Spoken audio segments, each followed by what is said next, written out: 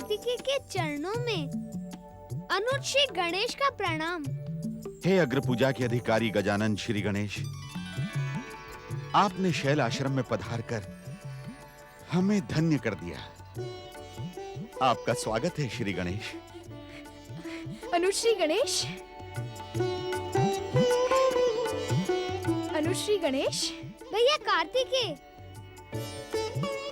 गजानन श्री गणेश और कुमार कार्तिकेय की, गजानन श्री गणेश और कुमार कार्तिकेय की, गजानन श्री गणेश और कुमार कार्तिकेय की, गजानन श्री गणेश और कुमार कार्तिकेय की, गजानन श्री गणेश और कुमार कार्तिकेय की। भैया कार्तिकेय, मैं कितनी योजनाएं बनाता हुआ आ रहा था, किंतु आपकी दिव्य दृष्टि ने मेरी समस्त योजनाएं ध्वस्त कर दी। कैसी योजनाएं अनुज श्री गणेश? यही कि मुझे देखकर आप चकित हो जाएंगे। फिर मैं आपको अपना परिचय दूंगा कि मैं आपका अनुज गणेश हूँ, किंतु आप तो मुझे देखते ही अपनी दिव्य दृष्टि से पहचान गए। दिव्य दृष्टि से नहीं, संबंधों के प्रेम की दृष्टि से।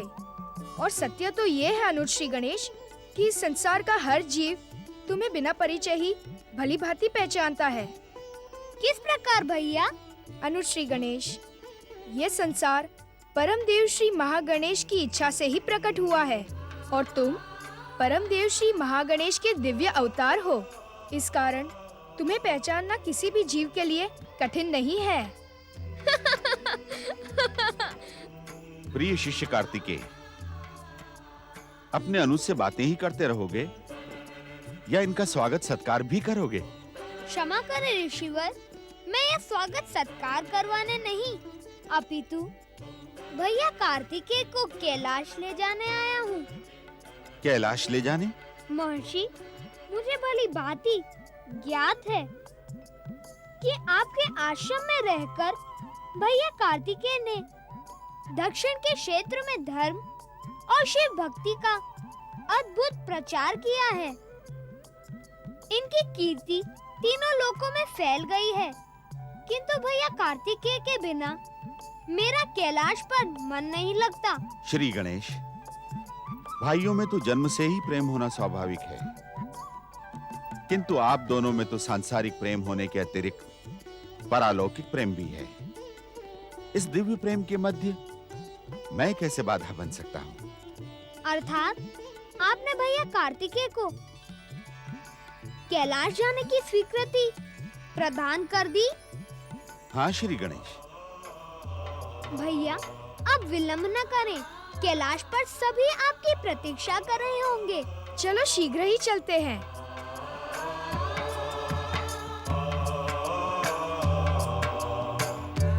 प्रणाम गुरुवर। जाओ पुत्र, शिव कृपा से तुम्हारी कैलाश जाने की मनोकामना पूर्ण हुई। तुम दोनों का कल्याण हो।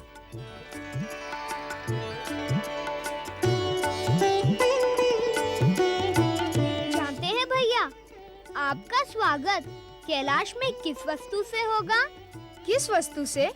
मोदक से। मोदक? भला ये क्या होता है? वह कुछ ना कुछ तो होता है भैया, किंतु क्या होता है ये रहस्य मैं आपको नहीं बताऊंगा। देखता हूँ कि आपकी दिव्य शक्ति मोदक के रहस्य को पहचान पाती है अथवा नहीं। श्री गणेश, मोदक का रहस्य तो मुझे इसी समय ज्ञात हो गया। कैसे भला? मोदक खाने की कोई स्वादिष्ट वस्तु है जो मेरे अनुज श्री गणेश को प्रिय है। आपने कैसे जाना? तुम बड़े भोले हो श्री गणेश, स्वयं ही तो कह रहे हो कि मेरी दिव्य शक्तियाँ स्वादिष्ट मोदक के रहस्य को पहचान सकती है अथवा नहीं। अब स्वाद से जुड़ा हुआ रहस्य तो किसी खाने की वस्तु से ही जुड़ा होगा ना? बहुत चतुर हो भैया। मोदक का रहस्य तो आपने जान लिया, किंतु उसे खाकर तुम आश्चर्यचकित रह जाओगे। तुम्हारे श्रीमुख को देखकर ऐसा लग रहा है कि मोदक का स्वाद दिव्य होगा। चलो शीघ्र ही कैलाश चलते हैं। अनुज श्री गणेश, भला तुम्हारा वाहन मूषक मेरे वाहन मयूर के साथ कैसे उड़ पाएगा?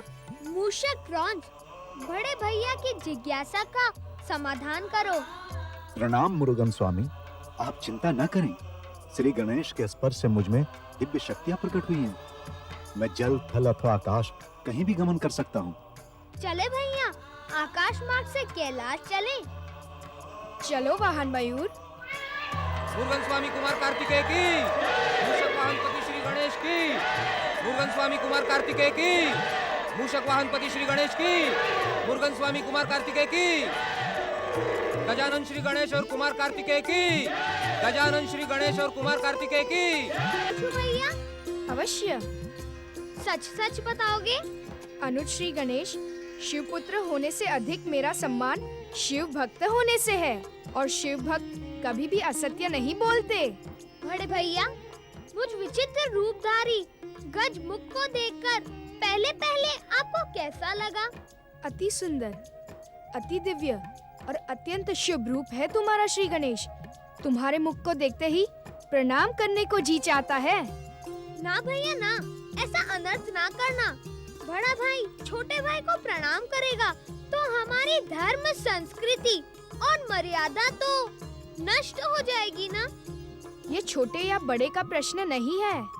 तुमने ये जो पूज्य रूप धारण किया है, ये परम देव श्री महागणेश का प्रतीक है। ये इस बात को सिद्ध करता है कि तुम परम देव श्री महागणेश के पूर्ण अवतार हो। तुम्हें प्रणाम करने वाला वास्तव में परम देव श्री महागणेश को ही प्रणाम करेगा। अर्थात बड़े भैया, आप चाहते हैं कि मैं श्री महागणेश का अवतार होने के कारण आपके चरण स्पर्श करके आपका आशीर्वाद न प्राप्त करूं? भैया, मुझे आप पुण्य संचित करने से क्यों रोक रहे हैं? तुम अत्यंत चतुर हो श्री गणेश। बातों में तुमसे पार पाना तो अति कठिन है।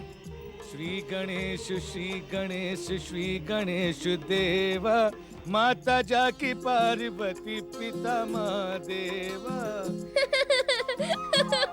अरे भैया श्री गणेश, तुम्हारा वाहन मूषक तो गायक है। हाँ भैया, यात्रा में मनोरंजन करने के उद्देश्य से यह प्राय मुझे अपने गीत और संगीत सुनाता है। जानते हैं क्यों? क्यों? क्योंकि यह केवल मूषक ही नहीं, गंधर्व भी है भैया। लय, ताल और संगीत तो इसकी आत्मा में बसे हैं। इसका वास्तविक नाम क्रौंच गंधर्व है। यह क्रौंच पक्षी के समान चहचहाता है और अपनी संगीत कला से मानव तो क्या, देवताओं को भी मुग्ध कर सकता है। फिर तो मैं इन क्रौंच गंधर्व महाशय से शास्त्रीय संगीत सुनना चाहूँगा। अवश्य सुनाऊंगा बड़े भैया, अवश्य। इस समय के अनुसार मैं आपको आलाप सुनाता हूँ, जिसे सुनकर आपका मन प्रसन्न हो जाएगा। स्वामी श्री गणेश, यदि आपकी आज्ञा हो तो। अवश्य अवश्य क्रौंच गंधर्व, लगता है तुम्हारे हृदय में सोया हुआ संगीत जाग उठा है। तुम्हारे अलौकिक संगीत का आनंद हम लेना चाहेंगे। अवश्य। छाई घटा घन घोर रमितवा, छाई घटा घन घोर रमितवा, मितवा रे छाई घटा घन घोर रमितवा, छाई घटा घन घोर रमितवा। नाचे मयूरा पंख पसारे, नाचे मयूरा पंख पसारे, छाई घटा घन घोर रमितवा, छाई घटा घन घोर रमितवा, मितवा रे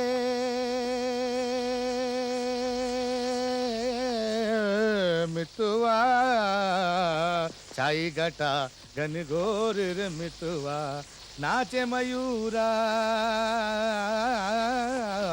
नाचे मयूरा पंख पसारे, नाचे मयूरा पंख पसारे, छाई घटा घन घोर रमितवा, छाई घटा घन घोर रमितवा।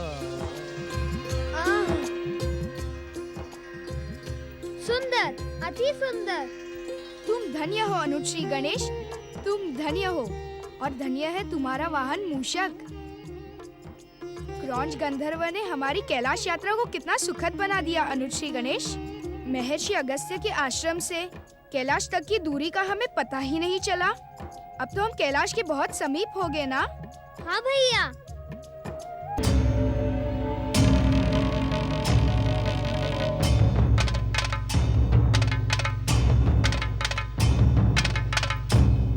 रहे हो प्रलंबासुर? क्या तुमने उसे पहचाना नहीं, कंदुकासुर?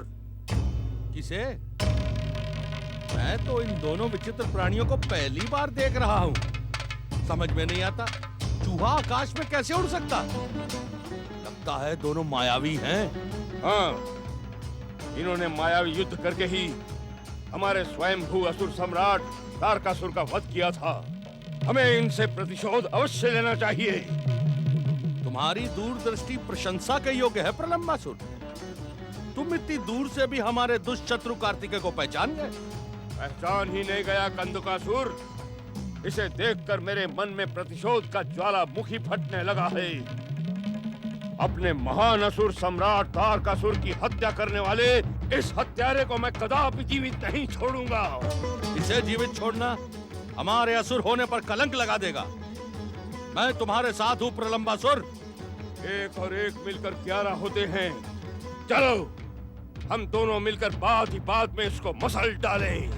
ठहरो प्रलंबासुर, ये दोनों मायावी पराक्रमी भी हैं। वृद्ध होने के कारण तुम्हारी स्मरण शक्ति क्षीण हो गई है कंदुकासुर। तुम क्या कहना चाहते हो? स्मरण करो कंदुकासुर, महान असुर सम्राट तारकासुर ने मरने से पहले हम बचे हुए असुरों को अपनी वरदानी शक्ति प्रदान कर दी थी। हम अपनी इच्छा के अनुसार अपने शरीर को छोटा या बड़ा बना सकते हैं।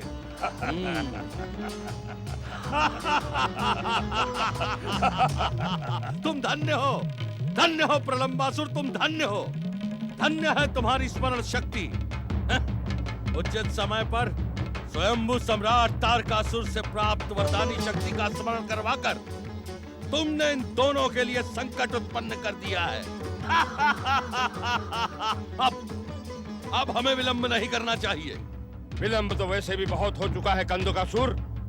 इन पर्वत कंदराओं में न जाने कब से हम उन दुष्ट देवताओं के भय से दुबके पड़े थे।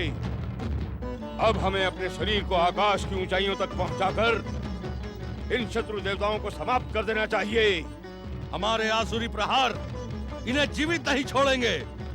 हाँ कंदुकासुर, तुम अपने नाम के अनुसार गेंद के समान उछलकर कार्तिकेय के सिर पर प्रहार करो और मैं अपने नाम के अनुसार अपने शरीर को लंबा बनाकर इन दोनों को भयभीत करते हुए अपने हाथों से मसल डालूंगा।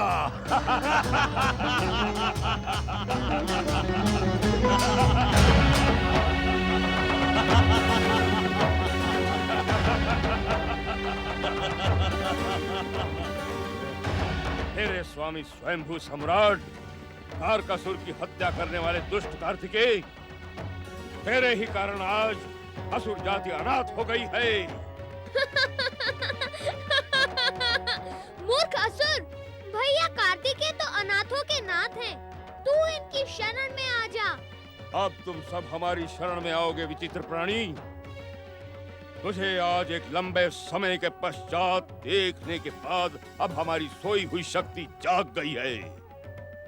अब हम दोनों मिलकर तुम्हें समाप्त कर देंगे।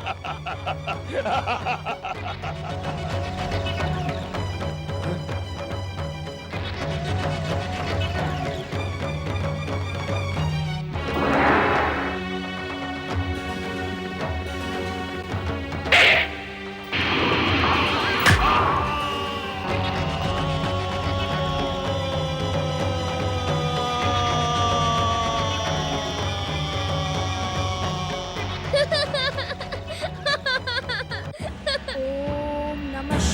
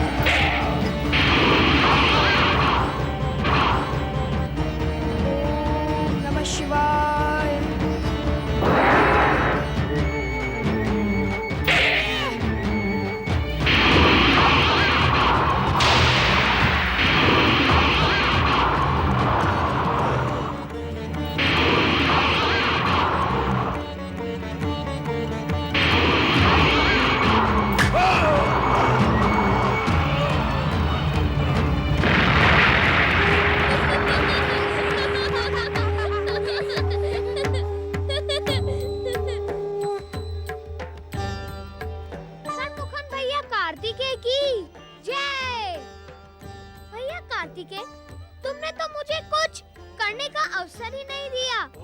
अन्यथा प्रलंबासुर को समाप्त करने के लिए तुम्हें कष्ट करने की आवश्यकता न पड़ती। मेरे अंक